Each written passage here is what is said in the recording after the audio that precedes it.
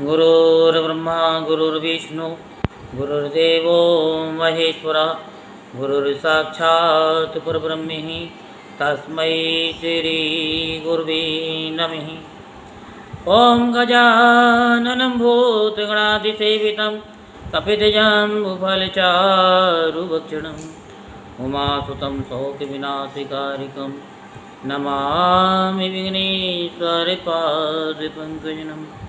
बोलो शंकर भगवान की जय।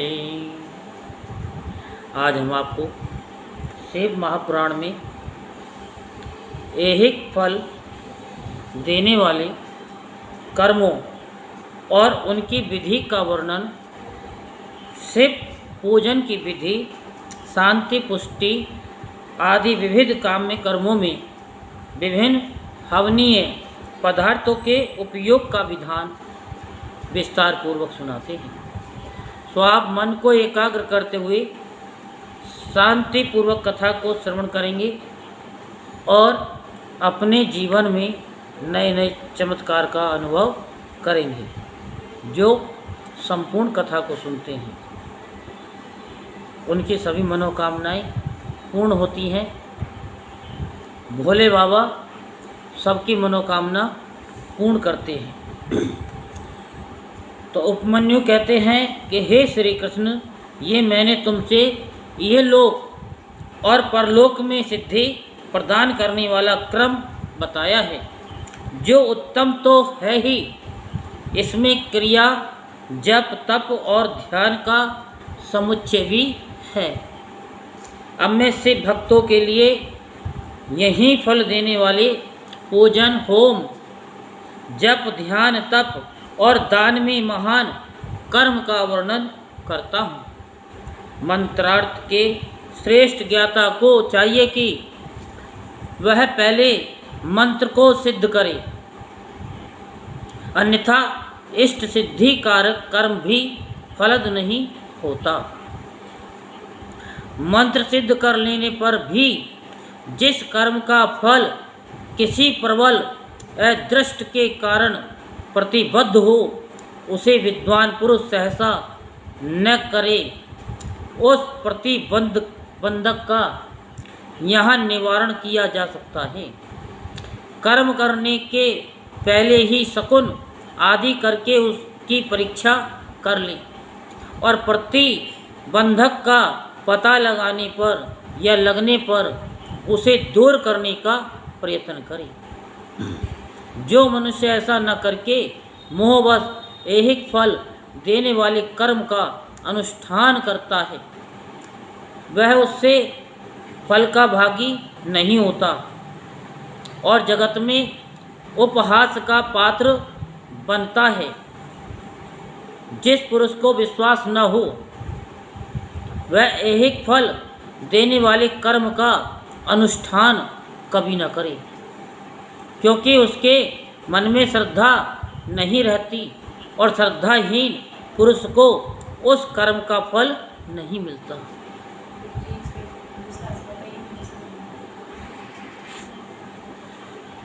किया कर्म निष्फल हो जाए तो भी उसमें देवता का कोई अपराध नहीं है, क्योंकि शास्त्रोक्त विधि से ठीक ठीक कर्म करने वाले पुरुष को यही फल की प्राप्ति देखी जाती है।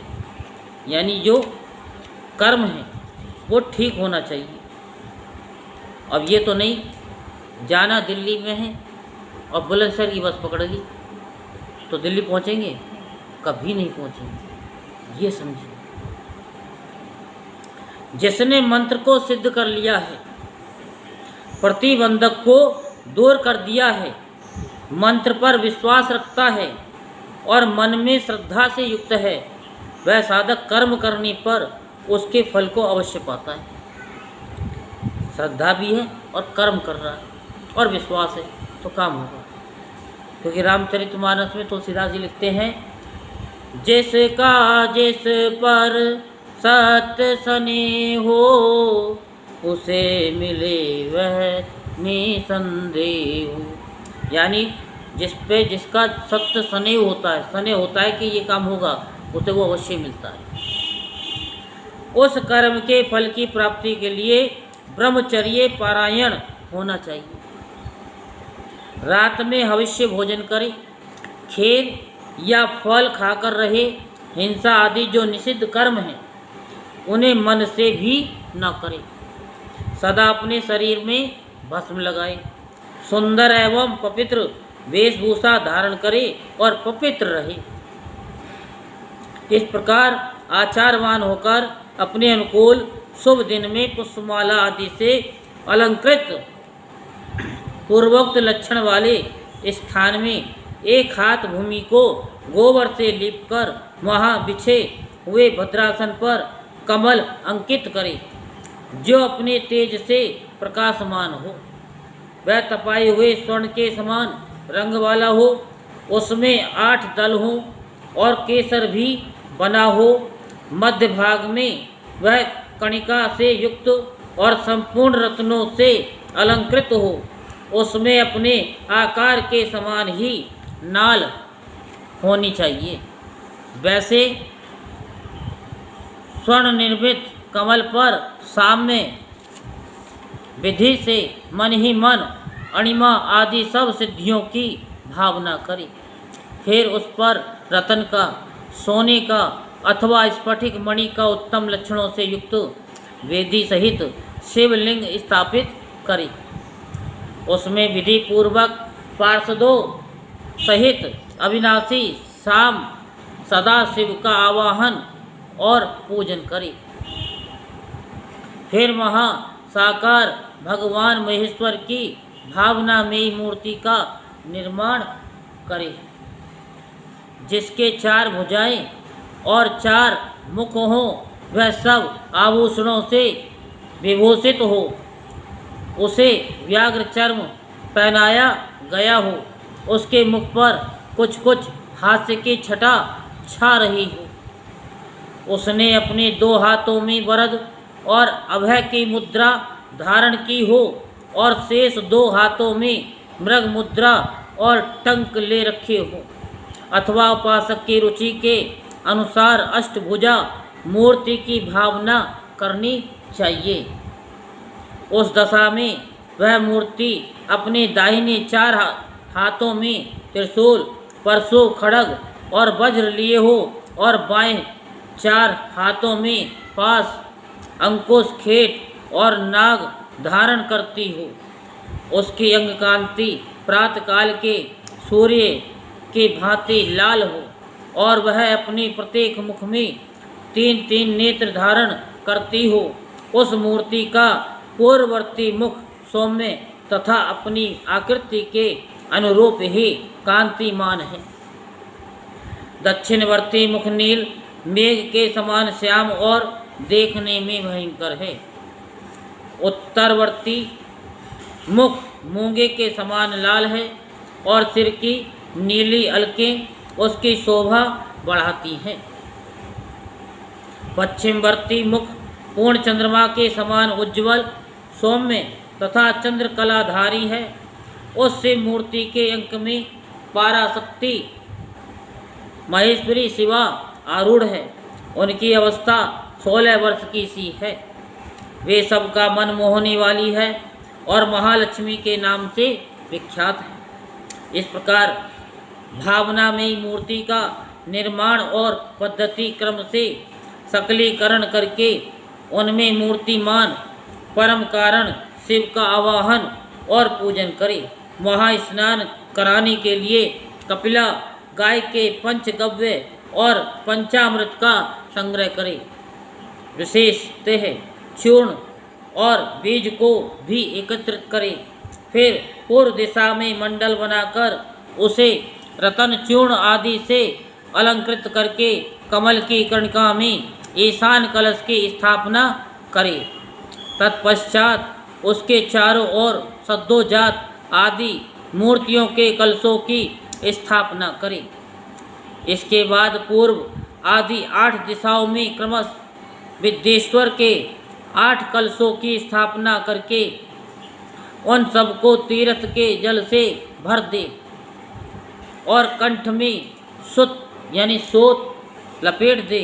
फिर उनके भीतर पवित्र द्रव्य छोड़कर मंत्र और विधि के साथ साड़ी या धोती आदि वस्त्र से उन सब कलशों को चारों ओर से आच्छादित कर दी।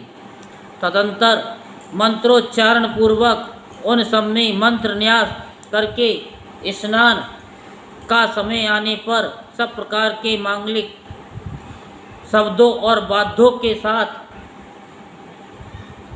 पंचगव्य आदि के द्वारा परमेश्वर शिव को स्नान कराए। कुशोदक, स्वर्णोदक और रत्नोदक आदि को, जो गंध पुष्प आदि से वासित और मंत्र सिद्ध है, यानी मंत्र सिद्ध हो, क्रमशः ले लेकर मंत्रोच्चारण पूर्वक उनके द्वारा महेश्वर को नहलाए। फिर गंध पुष्प और दीप आदि निवेद करके पूजा कर्म संपन्न करें।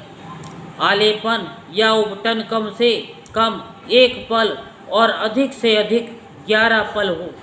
सुंदर स्वर्ण में और रतन में पुष्प अर्पित करें। सुगंधित नील कमल, नील कुमुद, अनेक से बिल्व पत्र, लाल कमल और श्वेत कमल भी शंभु को चढ़ाए। काला गुरु के धूप को कपूर, घी और गुग्गल से युक्त करके निवेद करे। कपिला गाय के घी से युक्त दीपक में कपूर की बत्ती बनाकर रखे और उसे जलाकर देवता के सन्मुख दिखाए। ईशान आदि 5 ब्रह्म की, 6 अंगों की और 5 आवरणों की पूजा करनी चाहिए। दूध में तैयार किया हुआ पदार्थ नैवेद्य के रूप में नैवेदनीय है। गुड़ और घी से युक्त महाचरू का भी भोग लगाना चाहिए।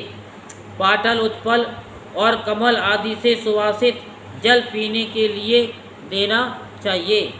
5 प्रकार की सुगंधों से युक्त तथा अच्छी तरह लगाया हुआ तांबूल मुख शुद्धि के लिए अर्पित करना चाहिए।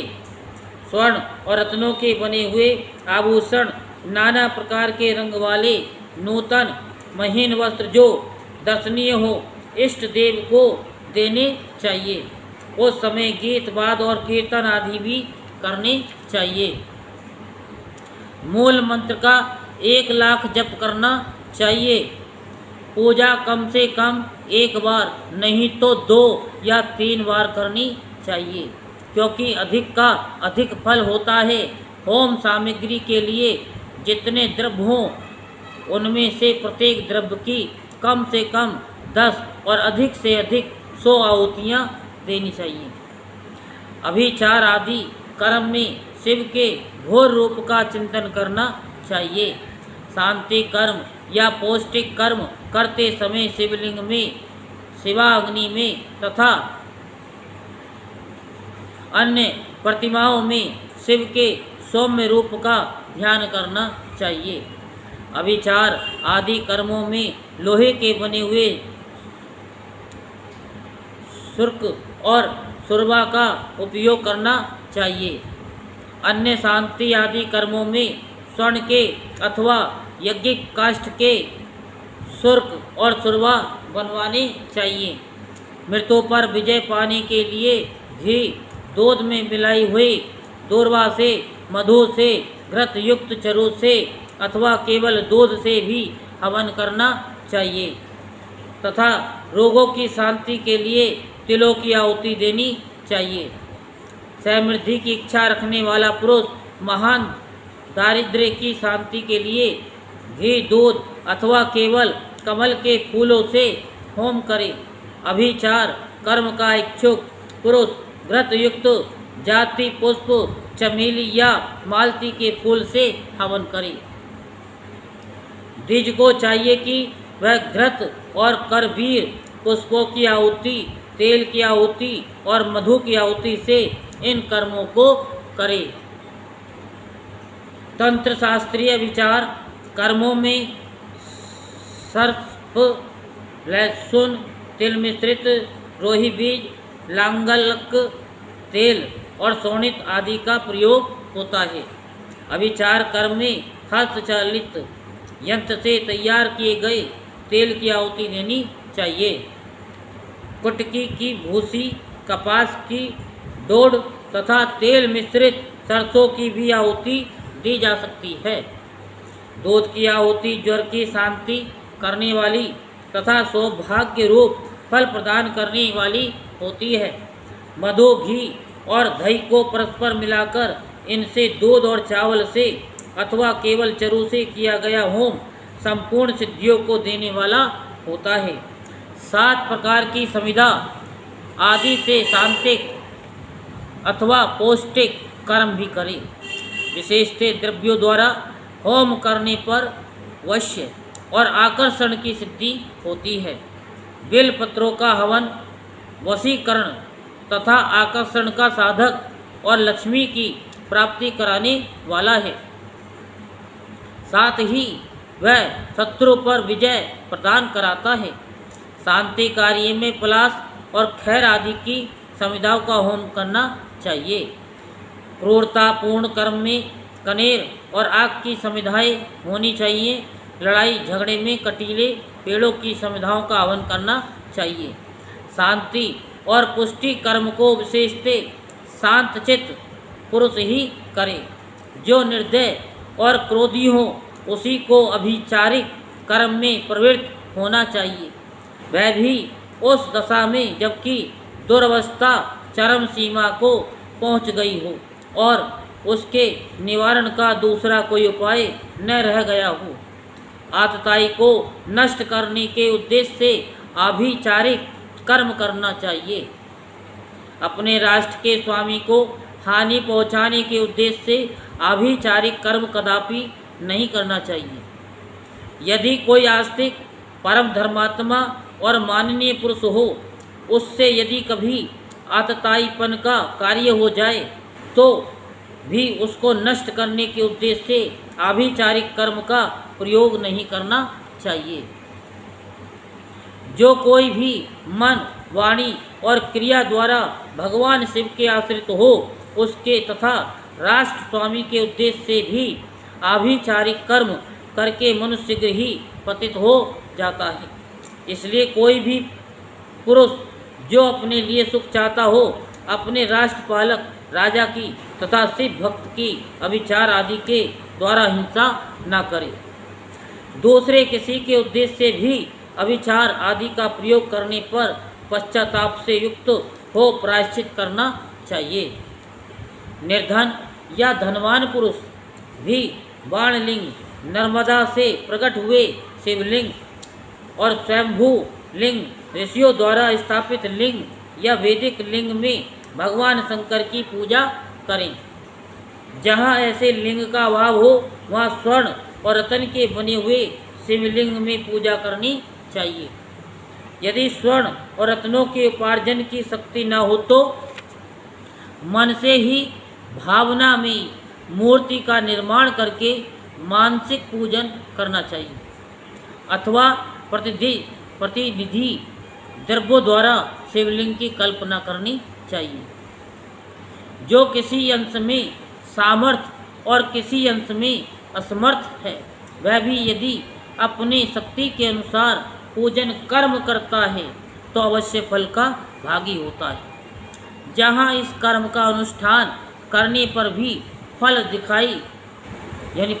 नहीं दिखाई देता, वहाँ 2 या 3 बार उसकी आवृत्ति करे। ऐसा करने से सर्वदा फल का दर्शन होगा। पूजा के उपयोग में आया हुआ जो स्वर्ण, रत्न आदि उत्तम द्रव्य हो, वह सब गुरु को दे देना चाहिए तथा उसके अतिरिक्त दक्षिणा भी देनी चाहिए। यदि गुरु नहीं लेना चाहते हो तो वह सब वस्तु भगवान शिव को ही समर्पित करते अथवा शिव भक्तों को दे दे। इनके सिवा दूसरों को देने का विधान नहीं है। जो पुरुष गुरु आदि की अपेक्षा न रखकर स्वयं यथाशक्ति पूजा संपन्न करता है, वह भी ऐसा ही आचरण करे। पूजा में चढ़ाई हुई वस्तु स्वयं न ले। जो मूढ़ लोभवश पूजा के अंगभूत उत्तम द्रव्य को स्वयं ग्रहण कर लेता है, वह अभिष्ट फल को नहीं पाता।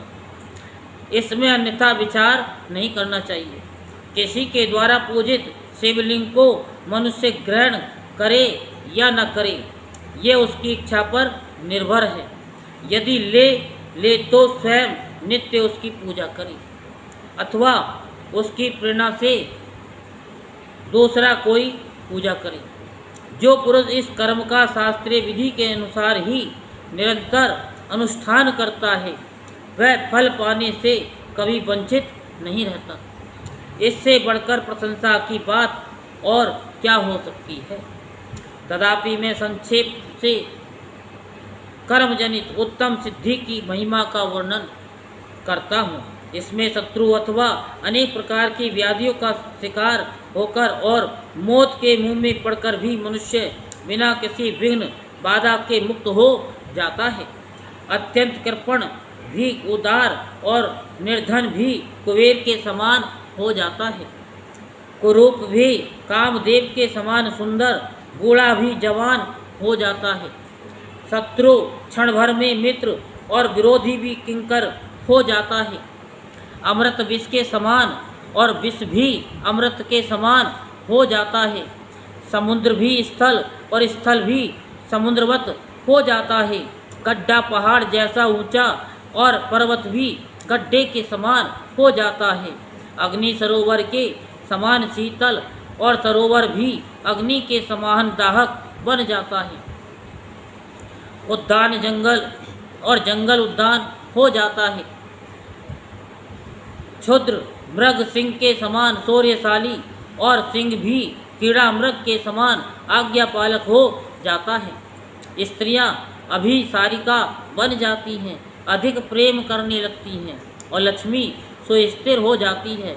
वाणी इच्छानुसार दासी बन जाती है और कीर्ति गणिका के समान सर्वस्वगामिनी हो जाती है। बुद्धि स्वेच्छानुसार विचरने वाली और मन हीरे को छेदने वाली सुई के समान सूक्ष्म हो जाता है। शक्ति आंधी के समान प्रबल हो जाती है और बल मत गजराज के समान पराक्रमशाली हो जाता है। शत्रु पक्ष के उद्योग और कार्य स्तब्ध हो जाते हैं तथा शत्रुओं के समस्त सुहृदगण उनके लिए शत्रु पक्ष के समान हो जाते हैं। शत्रु बंधु बांधवों सहित जीते जी मुर्दे के समान हो जाते हैं और सिद्ध पुरुष स्वयं आपत्ति में पड़कर भी अरिष्ट रहित संकट मुक्त हो जाता है। अमर तत्व सा प्राप्त कर लेता है। उसका खाया हुआ अपथ्य भी उसके लिए सदा रसायन का काम देता है। निरंतर रति का सेवन करने पर भी वह नया सा ही बना रहता है। भविष्य आदि की सारी बातें उसे हाथ पर रखे हुए आंवले के समान प्रत्यक्ष दिखाई देती है। अणिमा आदि सिद्धियां भी इच्छा करते ही फल देने लगती है। इस विषय में बहुत कहने से क्या लाभ। इस कर्म का संपादन कर लेने पर संपूर्ण अभिलषित सिद्धियों में कोई भी ऐसी सिद्धि नहीं रहती जो अलभ्य हो। कल हम आपको पारलौकिक फल देने वाले कर्म और शिवलिंग महाव्रत की विधि का यानी विधि और महिमा का वर्णन की कथा विस्तार पूर्वक सुनाएंगे। बोलो शंकर भगवान की जय। हर हर महादेव, हर हर महादेव, हर हर महादेव।